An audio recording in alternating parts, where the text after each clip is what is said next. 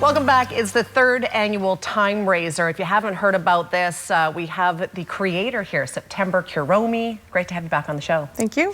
In a nutshell, what is a Timeraiser? In a nutshell, it's a silent art auction where the currency is volunteer hours. And it is a win-win-win, isn't it? Absolutely, because I raise corporate sponsorship to purchase the artwork from artists. So we're supporting the artists with cash. And we are helping the attendants find volunteer opportunities that align with their lives. And then we're also giving the volunteer agencies that are there exposure and helping them find new volunteers. Awesome. How many people turned out for last year's? There's been 150 the first 2 years. I think it's going to take a little bit of a leap this year, though. Why is that? I think more people are knowing about it. Although it was the same numbers the first 2 years, it was a completely different crowd. So it was good to see like a whole bunch of different faces the second year. And it's been at Cactus Jack's the past 2 years, and this year TRU has generously hosting it. So a little bit of a change of venue. It's in one of their brand new mountain rooms. It's really gorgeous. So the idea is, if you love a painting that you see, you can bid a certain amount of hours. Say you bid 80 hours. And you win the item, you get to take it home, hang a beautiful painting like this one on your wall, and then you have to go and work, or volunteer rather, for 80 hours in the areas of choice. But how does that part work? Can you do it all in the same, or can you choose different ones that you're gonna volunteer at?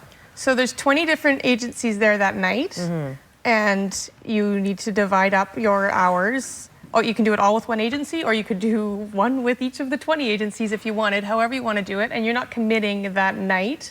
You're just making contacts so that you can figure out what interests you. And then, when you leave, you can figure out what works with your schedule and what kind of opportunities are really exciting for you. Fantastic. We have some examples of some of the other artwork as well. If we have an opportunity to take a look at those, we'll do that as well. This one, of course, sitting on the set with us is beautiful. Yeah, this is a ink piece by Pat Gregory, I believe her name is, and it is really neat. And then there's a glass vase here by Sheila Dunn. That's beautiful. Yeah. What is the average amount of volunteer hours that are put on the line, do you find? So we actually have a max bid, because if you've never volunteered before and you go to a silent auction, what do people do at silent auctions? They bid more than they had planned on. Right.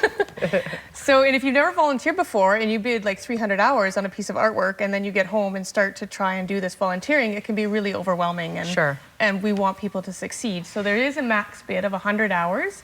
And when it gets to 100 hours, all the people who are willing to bid that amount of hours put their name in a draw for that piece. So most of the pieces do go for 100 hours. So that's sort of what you're looking at. There will be other pieces that, like, it has nothing to do with price. It has to do with the crowd in the room and who likes what pieces. And the energy. And the energy. Yeah. So, one piece will go for 100 hours just like that, and another piece maybe not so much. Okay.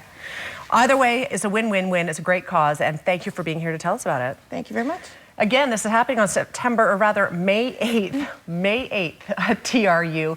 Information's on the screen. Stay with us.